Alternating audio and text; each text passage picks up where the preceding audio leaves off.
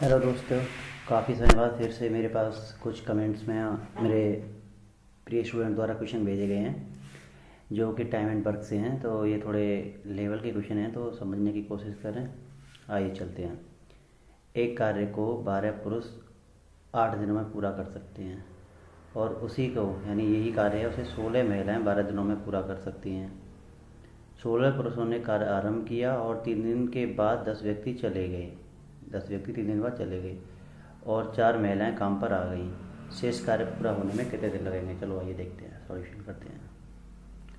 पहले देखो, कोई भी कार्य होता है ना, कोई हमारे पास कार्य है, वो कार्य डिपेंड करता है हमारे पास क्या, कार्य क्षमता, यानी कोई आदमी क्या काम कार्य कर रहा है, उसकी कार्य क्षमता क्या है। ठीक है।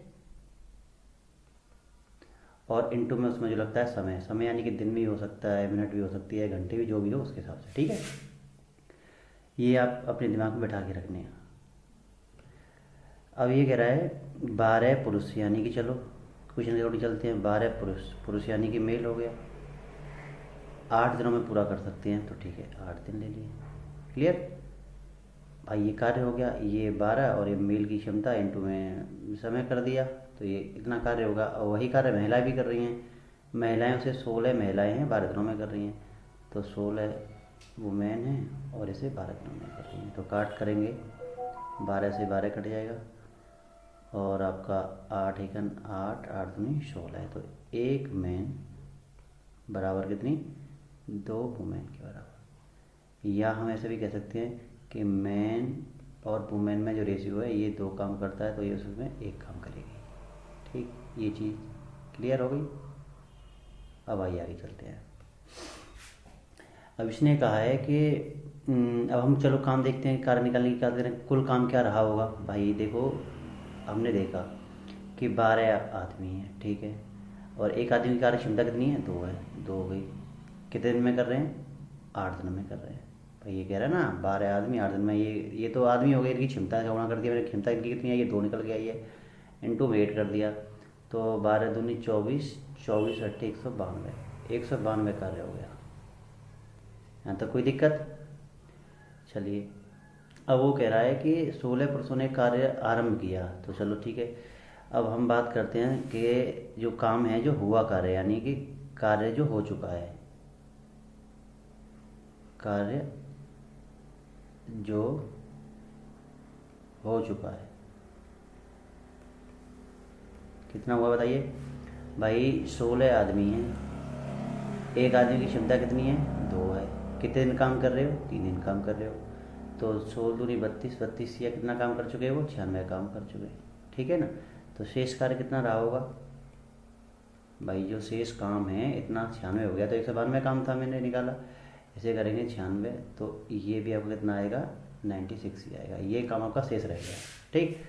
अब ये काम किसने करा है कि 10 व्यक्ति जाने के बाद कितने व्यक्ति बचेंगे, 6, क्योंकि 16 काम स्टार्ट कर रहे हैं, 10 चले जाते हैं तो 6 व्यक्ति बचे और 4 महिला आ गई, तो यानी कि ये 6 व्यक्ति हैं, यानी 6 मेल और 4 वुमेन ने करके काम किया है। यानी कि 6 तो है आपके मेल और 4 है आपकी वुमेन। इन सब का काम हम निकाल के देखेंगे, तो क्षमता से निकालो। देखो इसकी क्षमता कितनी है, इस वाले की मेन की 6 इंटू में 2 प्लस 4 इंटू में 1, तो 6 दूनी 12, 12 बच्चा 16, यानी कि 16 लोग काम कर रहे हैं। ठीक है ना। और हमें काम कितना करना है, 96 करना है। तो अब हम कितने दिन लगेंगे, तो अभी हमने बताया समय पूछा जा रहा है, तो समय बराबर क्या हो जाएगा, कार्य कितना है बट्टे में कार्य क्षमता। ये कार्य क्षमता ही तो है इनकी, तो कार्य आपका 96 था, कार्य क्षमता आपको कितनी आई है, 16 है, तो 16 छिंगे 96, तो 6 दिन लगेंगे। ठीक भाई, शेष काम को करने में। अच्छा सवाल था ये, और थोड़ा समझने वाली बात है, थोड़ा समझें और 1-2 बार देखें वीडियो को, तो आपकी समझ में अच्छे से आ जाएगा। चलिए अगला क्वेश्चन है हमारे प्रिय स्टूडेंट का। एक निश्चित कार्य पूरा करने में ए, ये भाई देखो मैंने टाइपिंग वो देखना, ये ए है, ठीक है ना, और ये बी है। ए और बी बारी बारी से काम करते हैं। बी पहले दिन काम शुरू करता है, ए अकेले 48 दिन में काम कर सकता है। अगर वह काम 34/3 दिन में पूरा हो जाता है तो बी, ये बी है, तो बी अकेला उस कार्य के 4 गुणे को कितने दिन में पूरा करेगा। चलो देखते हैं भाई। अभी आप लोग जानते ही हो कि हमने अभी पिछले क्वेश्चन में देखा है क्या होता है, कार्य बराबर क्या होता है, कार्य क्षमता इनटू में उसमें लगा समय। ठीक है, कलर बदल देते पेन का, ब्लू से करेंगे। ठीक है, आइए देखो अब 34/3 ये कह रहा है, 34/3 में पूरा हुआ तो इसका मतलब क्या हो गया, 11 या 33, एक सही 1/3 दिन हो गए। मतलब 11 दिन कंप्लीट है और 12वां दिन थोड़ा आधा है। तो अगर हम बात करें बी स्टार्ट कर रहा है तो बी ने कितने दिन काम किया होगा, बी ने कार्य कितने दिन किया है बताओ मुझे भाई। 6 दिन से तो कंप्लीट अपने करेंगे, ये स्टार्ट कर रहा है तो जो आधा दिन लग रहा है, आधा या तिहाई दिन लग रहा है वो किसका लग रहा है, एक तो लग रहा है। तो बी ने 6 दिन काम किया, ठीक है ना। तो जब बी ने 6 दिन काम कर दिया तो ए ने कार्य क्या किया होगा बताओ, 11 या 33 यानी कि 11 सही 1/3 में से 6 दिन घटा देंगे तो कितना बचेगा, 5 सही 1/3 दिन बचे होंगे। किसके, एक के। इसे बगैर 5 या 15 इसे लिख सकते हैं 16/3 दिन। ठीक, अब आइए जब ए है 48 दिन में काम करता है तो अब 16/3 दिन काम करने में कितना दिन समय मिलेगा। तो देखिए ए इसको करते हैं भाई। ए है देखो एक काम करता है कितने दिन में, 48 दिन में।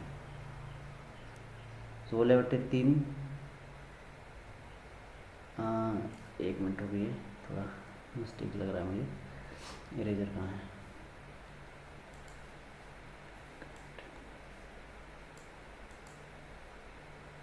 क्योंकि ये जो क्वांटिटी आई है दिन में आई है तो हम इन दिनों का काम निकालेंगे इसका, इन दिनों का काम निकालना है इसका। ठीक है, आइए देखते हैं। देखो एक 48 दिन लेता है ए, कितना काम करता है, एक काम। एक दिन में कितना करेगा, कम करेगा, तो एक दिन में करेगा 1/48। अब हमें कितना काम करवाना है, 16/3 दिन में काम करवाना है भाई। तो 16/3 का मतलब क्या होगा, 1/48 गुणा 16/3, 16×3 = 48 यानी कि 1/9 काम ए ने कर दिया उसमें से। 16×3 = 48, 3 बार कट गया ये और 3 × 9, 1/9 काम कर चुका है कौन, ए। तो जब 1/9 काम कर दिया उसमें से ए ने 16/3 दिन में जो यानी कि बी के साथ जो काम करा है, तो शेष काम जो करा होगा बी ने तो करा होगा, तो शेष काम निकाल के बी के अकॉर्डिंग लिख देंगे।